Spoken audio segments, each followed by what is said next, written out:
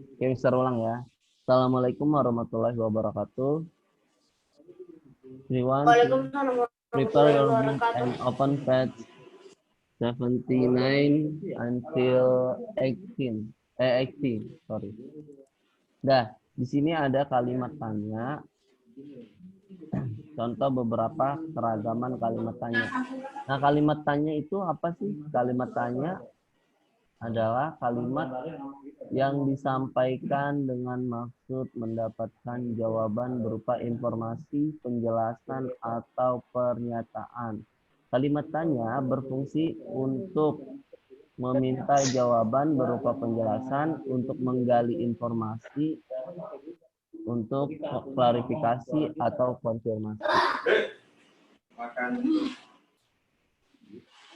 Nah, contoh bentuk keragaman kalimat tanya. Yang pertama, apakah kamu jadi pergi ke Bandung? Nah, contoh ini merupakan kalimat tanya yang bentuknya konfirmasi. Di mana kalau kalimat tanya yang bentuknya konfirmasi ini biasanya dia menanyakan kepastian, menanyakan kepastian. Apakah kamu jadi pergi ke Bandung? Menanyakan kejelasannya.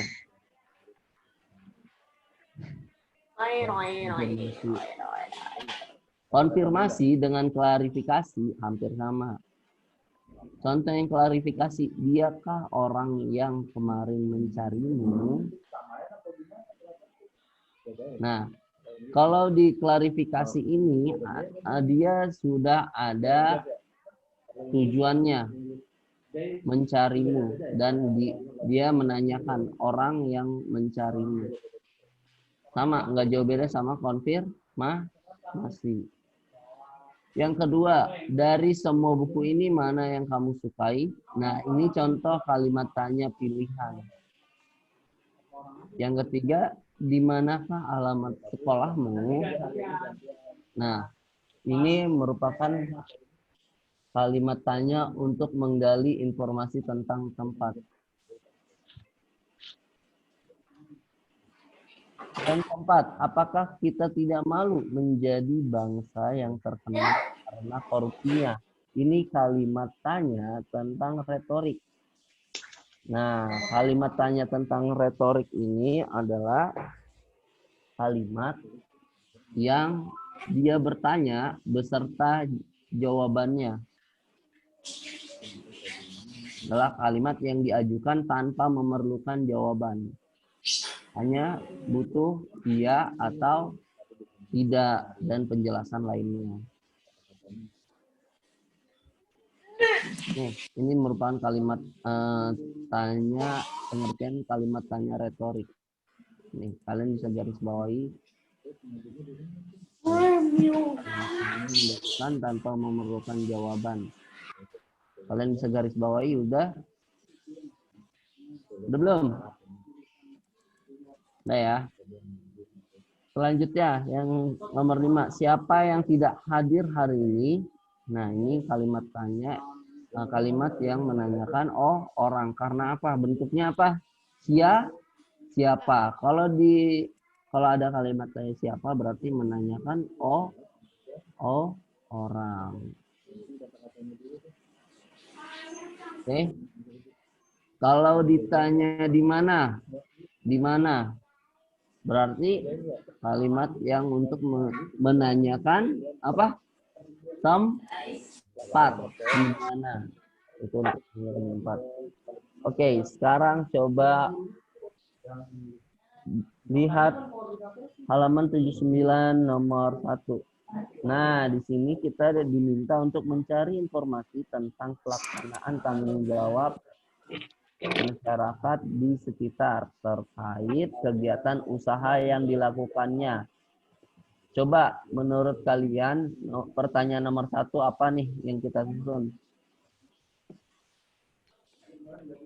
Mengenai pelaksanaan tanggung jawab di sekitar lingkungan kita terkait dengan kegiatan usaha. Sebelumnya kegiatan usaha itu ada apa aja sih yang sudah kalian pelajari? Coba Mister mau tanya, Ganis, ada apa aja kegiatan usaha Ganis?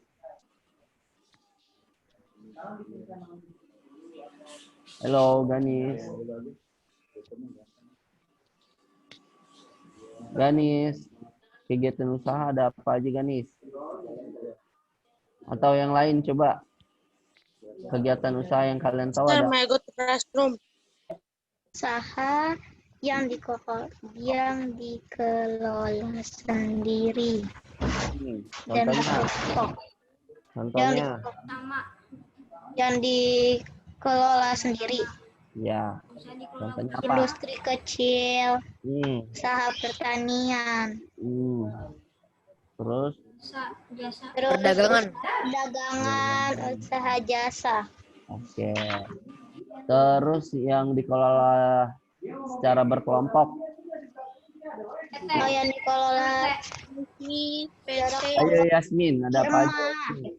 firma PT, terus PT, firma, CV. CV, oke.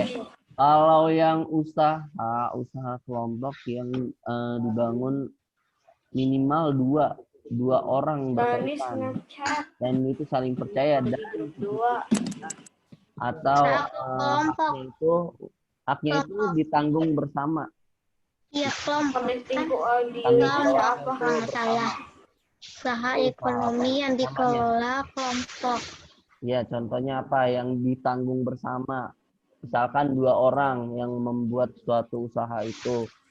Nah, kebijakan mereka berdua itu sama-sama mereka yang ngambil kebijakan gitu. Ini namanya apa?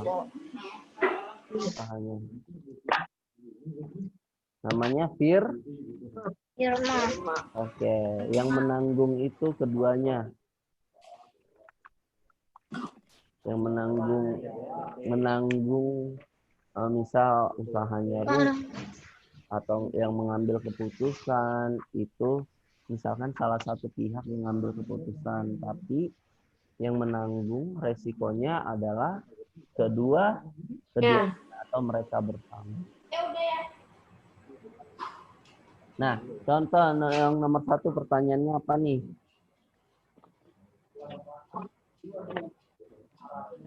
Atau nggak usah yang terkait dengan kegiatan usaha dulu deh.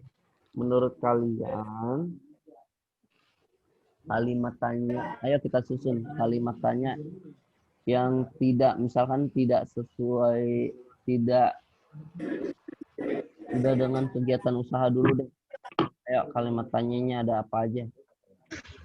Misalkan kalimat contoh dari kalimat tanya klarifikasi. Contoh dari kalimat tanya klarifikasi. Apakah hadiah ini pemberian dari kantor ayah? Ini merupakan bentuk kalimat tanya apa? Klarifikasi. Klarifikasi. Kalimat tanya klarifikasi atau untuk meyakinkan, ya, untuk meyakinkan.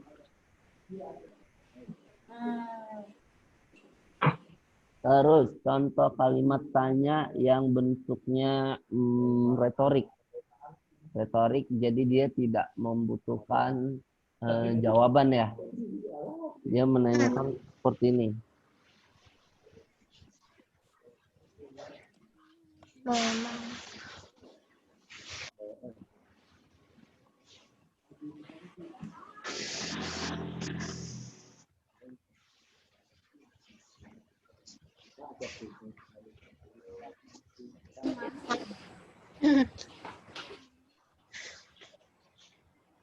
Punishment dari Mr.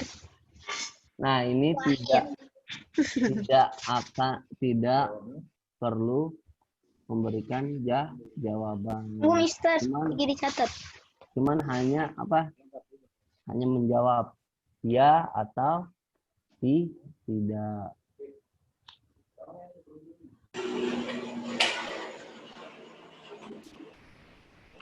Klarifikasi.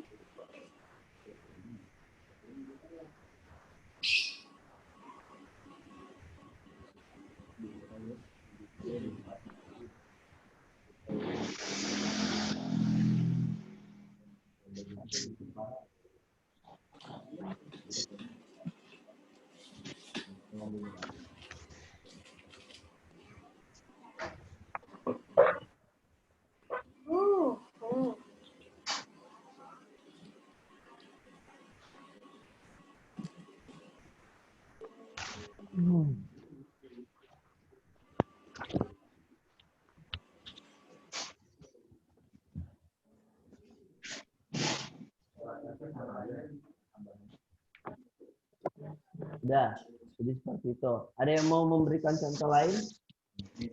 Misalkan kalimat tanya yang menanyakan tempat. Oke, ayo apa? Ayo bantu Mister dong. Yang menanyakan tempat apa nih kalimat tanyanya? Atau kali ini kita kaitkan dengan dunia usaha atau kegiatan usaha. Apa? Di manakah? Di manakah tempat kerjamu? Toko, misalkan toko mainan terdekat dari Di atas. di manakah toko Kan mainan? buat nonton. Di manakah toko mainan terdekat? Bisa kan? Karena toko mainan ini merupakan bentuk usaha apa? Perdagangan. Oke. Terus ada apa?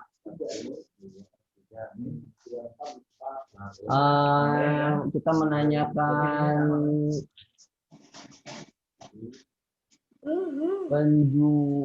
kita nanya penjual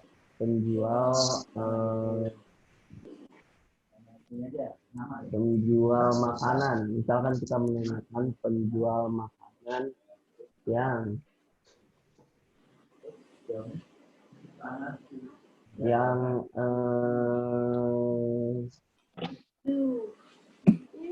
terkenal, misalkan misalkan kita tahu di sekitar sini ada chef yang terkenal atau juru masak yang terkenal enak masakannya.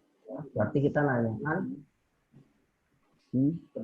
siapakah Nama orang. ya nama chef atau juru masak di restoran ini. Bisa kan? Bisa tidak? Ini merupakan kalimat tanya untuk menanyakan. Ini untuk menanyakan orang. Tugas baru buat besok. Yang di mana ini berarti menanyakan tempat. Lanjut. Ayo, siapa yang mau ngasih kalimat pertanyaan lagi terkait dengan dunia usaha boleh, atau di luar itu juga boleh. Ayo. Kalimat tanya apa lagi? Ayo. Misalkan kita pergi ke sebuah restoran atau rumah makan.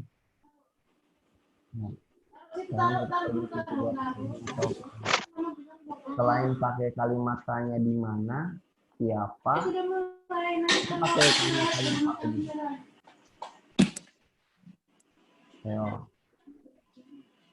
Ayo apa? Kalimat tanya, apalagi misalkan kita lihat buku menu, pasti kita menanyakan apa? Ayo. Kita ke sebuah restoran, misalkan kita Apakah sudah nanya siapa menu apa saja? apa? Apa ya? Ayo apa? Apa menu Menu terenak. favorit ya atau recommend ya favorit atau recommended di ya menu favorit di restoran ini.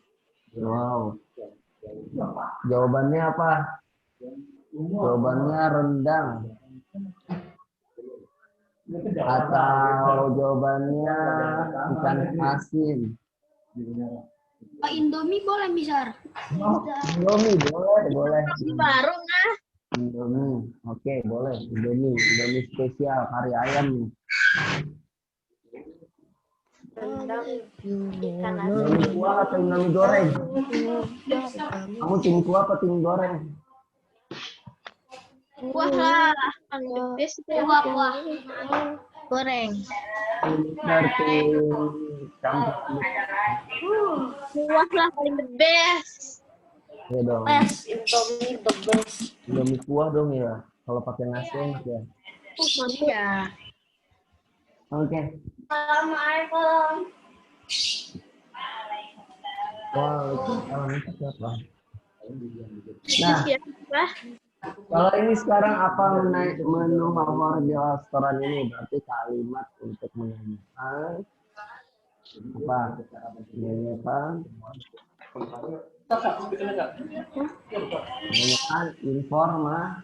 Si informasi terkait menu favorit yang ada di restoran ini. Oke, setelah itu apa, di mana, siapa? Nah, kalian misalkan ke restoran. Misalkan Mister kasih pertanyaan seperti ini. Dengan siapa? dengan siapa kamu pergi ke Bandung ke restoran kemarin? Menanyakan apa? Kalimat untuk menanyakan apa? Menanyakan orang. Oh, Orang. apa menanyakan orang karena ada siapa? PAI-nya print, PAI-nya print. Terus kalau Mister kasih contoh pertanyaan seperti ini. Ngapain? Buat ngeprint. Harus buat ngeprint. Ternyata pertanyaan yang mengandung pernyataan seperti ini.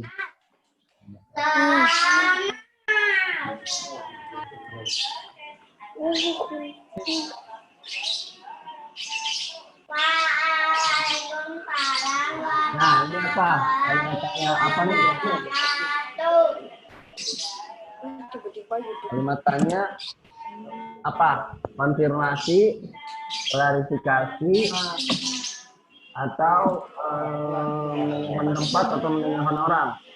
Biasa orang yang bersamamu kemarin. Nah, di sini sudah ada pernyataan dia orang dan ada bersamamu kemarin sudah ada maksudnya.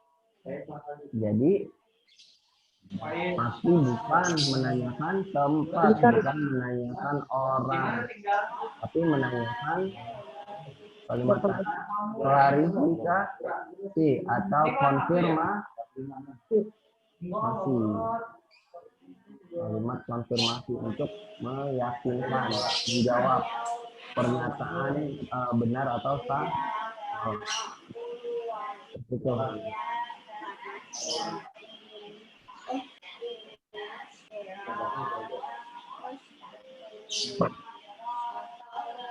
Udah?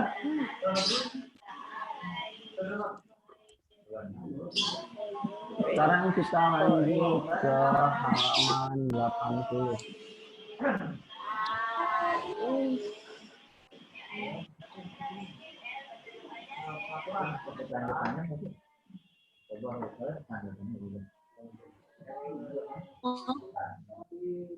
Udah.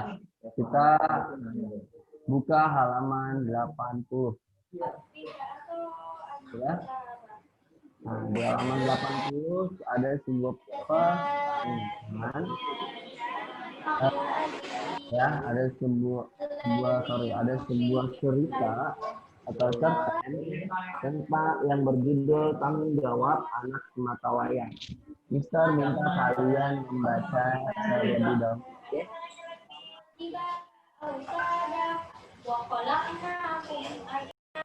Thank you, Wasiwan. Ya. Setelah kalian membaca teks tanggung jawab anak sematawayang, nah di sini ada sebuah pertanyaan. Apa topik dari cerita? Topik dari cerita di atas adalah apa? Belajar bertanggung jawab dari kecil.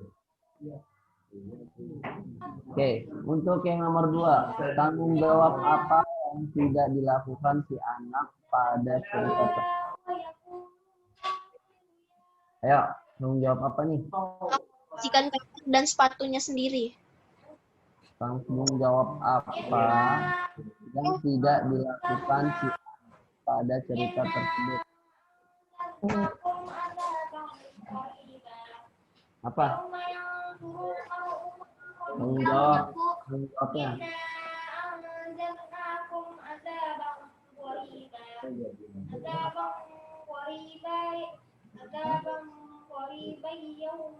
Oke, sebelumnya bisa mau tanya lagi pengertian tanggung jawab itu apa sih menurut kalian?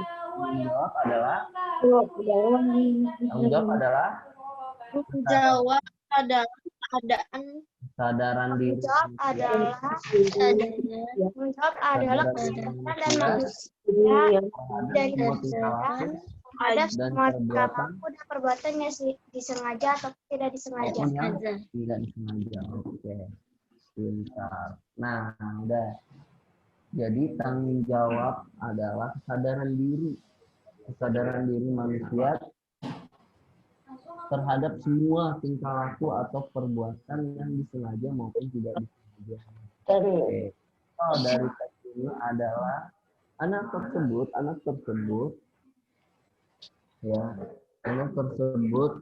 itu harusnya memiliki tanggung jawab untuk membersihkan kamar atau sepatunya sendiri, ya kan?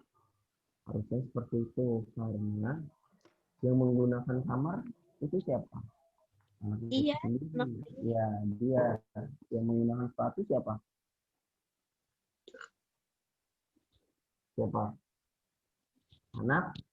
Anak tersebut yang ada dalam teks ini. Jadi dia yang menggunakan sepatu, dia juga yang berada di kamar tersebut.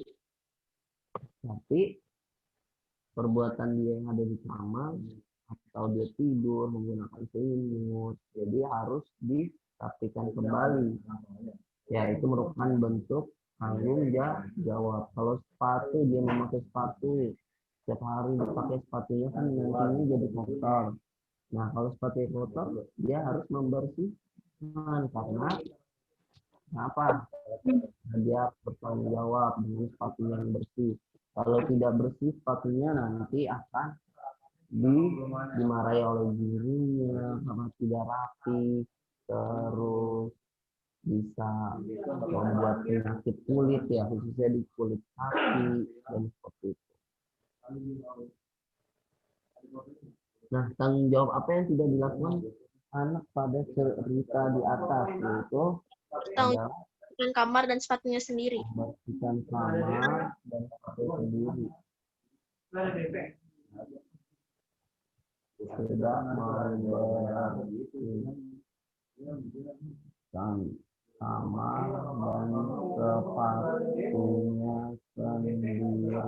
Lanjut. Yang ketiga, mengapa si anak tidak mau melakukan tanggung jawabnya? Selalu dimanjakan oleh ayah dan ibunya. Dimanjakan. Karena selalu dimanjakan oleh ayah dan ibunya. Si anak mengedepankan, karena si anak malas gitu aja ya, malas dan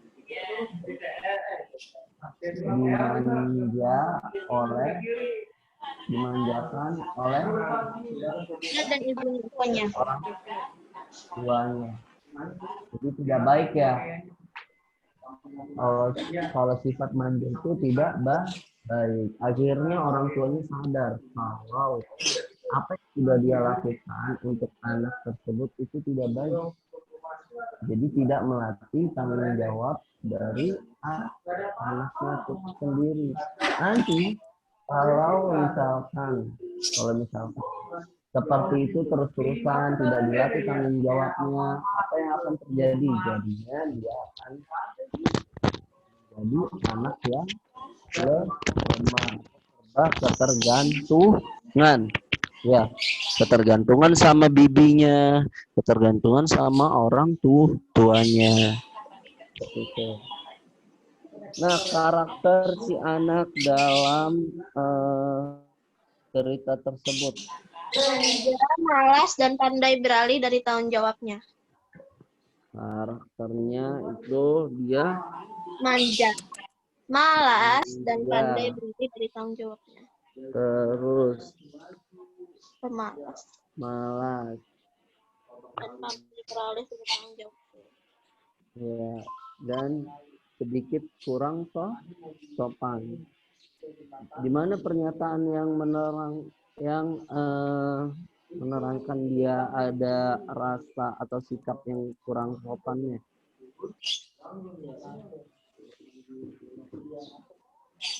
Nah, di mana dia ada pernyataan yang menerangkan kalau anak tersebut kurang sopan.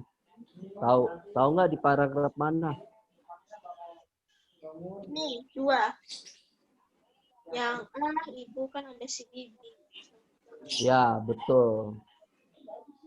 Di paragraf yang kedua.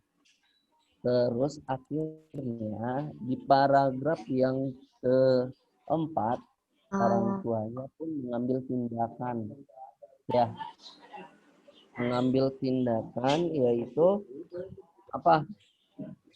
Menjawab pertanyaan dari anaknya. Kan anaknya bertanya, ya. Anaknya kemarin pas di paragraf kedua, anaknya bilang, untuk apa kamar itu dibersihkan, nanti juga kotor lagi. Untuk apa sepatu itu juga dibersihkan, nanti juga kotor lagi. Terus orang tuanya apa? Orang tuanya memberikan pembelajaran kalau untuk apa uang saku kalau nanti habis juga. Terus kayak ini main game. Ketika dia mau makan pagi-pagi, mah lapar nih, makanannya mana mah? Aku buru-buru ke sekolah. Terus untuk apa makan toh? Nanti kan lapar lagi. Ya. Nah, itu untuk menjawab, memberikan pembelajaran bagi si A. Nah, oke. Jadi jawabannya, apa yang dilakukan ayah dan ibu terhadap anaknya? Memberikan pembelajaran melalui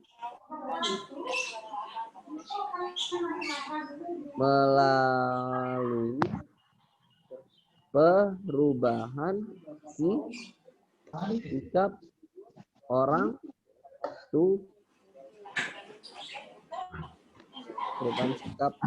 tua. Berhasil tidak? Perubahan sikap orang tuanya berhasil. Akhirnya dia tersadarkan ya. Ya, ayah ibu, aku mulai mengerti berarti dia sudah sadar kalau dia nggak akan mengulanginya lagi. Karena orang tuanya memberi penjelasan seperti ini. Ya. Anakku, saat akan makan, kita harus menyiapkan makanan di dapur. Setelah itu, ada tanggung jawab untuk membersihkan piring yang kotor. Tidak ada alasan untuk tidak mengerjakannya. Semua itu akan terus dilakukan selama kita harus makan. Untuk kelangsungan hidup. Sekarang makan, besok juga makan. Hari ini mandi, nanti pun kotor lagi. Dan kamu juga harus mandi lagi. Hidup adalah rangkaian tanggung jawab. Setiap hari kita juga harus mengulangi hal-hal baik.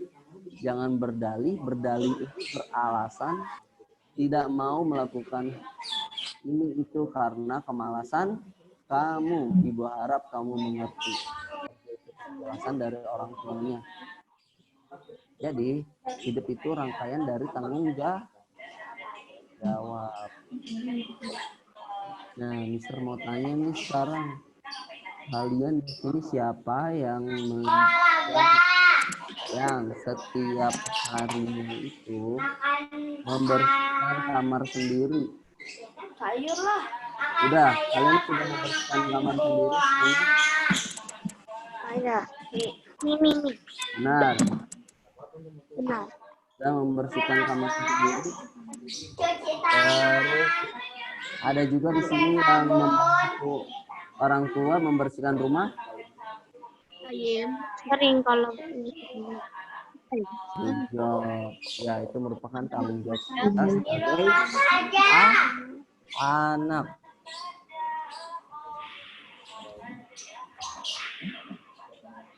Oke, sekarang nomor 6 dan 7. Nomor 6 dan 7. Silakan kalian kerjakan sendiri di rumah. Tandain tugas halaman 82 nomor 6 dan 7-nya. Oke, Mister. Mau Mister kasih tugas yang 2 ini atau ada lagi nih tugasnya?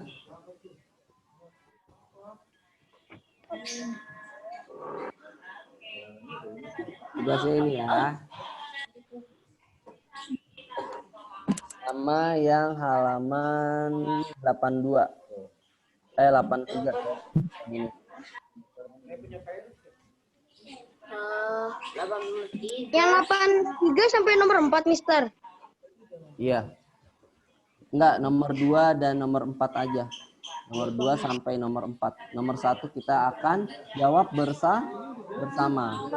Nomor 1 kita akan jawab bersama. Tugasnya adalah nomor 2 sampai nomor 4. Oke. Dah.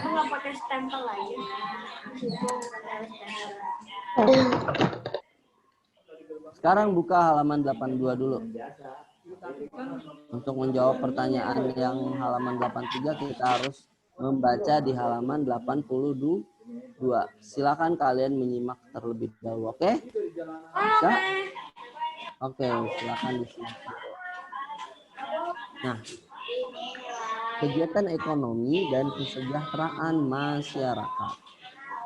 Pagi hari di pedesaan, petani berangkat ke sawah untuk mengolah sawahnya. Di pesisir, nelayan berangkat berlayar pada petang hari untuk menangkap ikan. Di perkotaan, orang berangkat kerja ke kantor, ada yang di pagi hari, siang hari, bahkan ada yang malam hari. Berbagai pekerjaan juga dilakukan, ada yang menjadi pegawai negeri, pedagang, buruh, dan lainnya, sesuai kemampuan dan kesempatan masing-masing. Di sisi lain, kita sebagai pelajar berangkat ke sekolah untuk menuntut ilmu. Para ibu rumah tangga pun belanja dan memasak di dapur rumahnya masing-masing.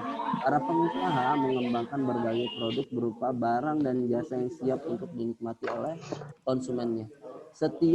Nih kalian bisa garis bawahi, setiap kegiatan yang dilakukan manusia dalam rangka memenuhi kebutuhan hidupnya dinamakan kegiatan ekonomi. Kalian bisa garis bawahi. Udah?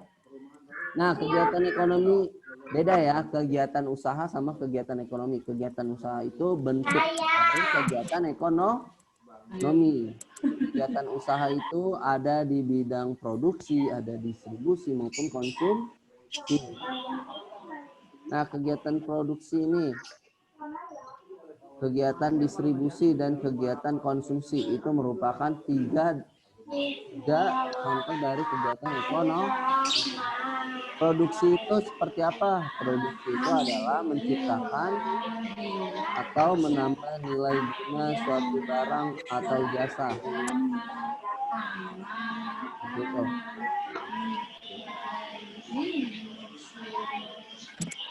Itu produksi. Misal, kapas diolah menjadi benang. Nah, benang menjadi kain. Ban mobil bekas dijadikan sandal atau pot bunga. Industri mebel sebagai industri mebel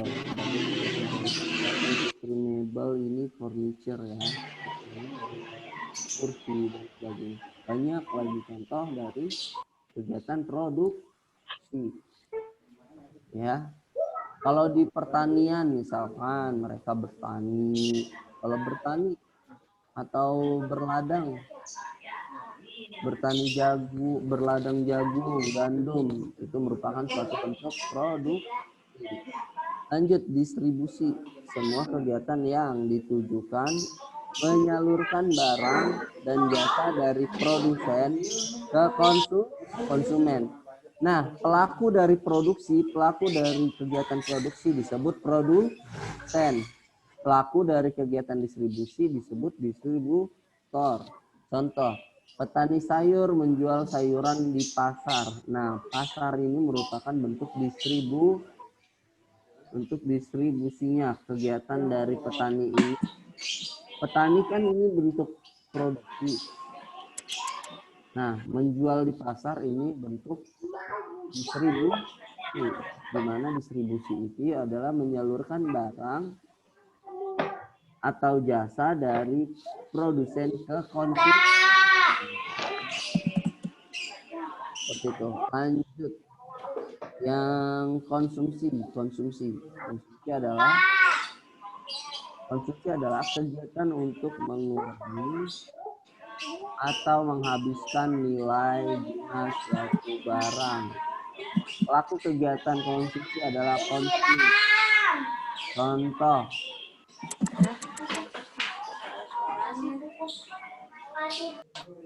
Contoh kegiatan konsumsi itu menghabiskan nilai guna seperti kita membeli makan dan minuman.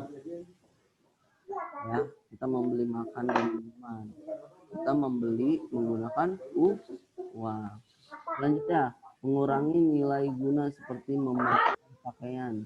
Nah, pakaian ini kan dari produsen harganya. Ya, namun setelah kita beli, otomatis itu atau harganya semakin berkurang. Tapi itu kalau untuk dijual kembali. Tapi karena konsumsi kegiatan ini adalah kita senang untuk memakai atau menggunakan pakaian tersebut. Nah, ketiga kegiatan ekonomi itu saling berhubungan. Contoh, kita tidak mungkin bisa memakai sepatu bila tidak ada perusahaan yang memproduksinya dan tidak ada pedagang yang menjualnya. Sebaliknya, perusahaan atau produsennya ini tidak akan memproduksi sepatu bila tidak ada konsumen yang akan menggunakannya. Jika nggak ada yang menyukai, otomatis nggak ada yang membeli. Kalau nggak ada yang membeli, berarti perusahaannya tidak bisa memproduksi. Karena untuk memproduksi, kita membutuhkan modal. Seperti itu. Begitupun pedagang yang bertindak sebagai distributor. Tidak akan bisa berjualan, ya, pedagang di pasar nggak akan bisa berjualan kalau nggak ada petaninya. Ya, kalau nggak ada petani. Mister, waktu tematiknya udah habis, kata Gadi. Oke, ya.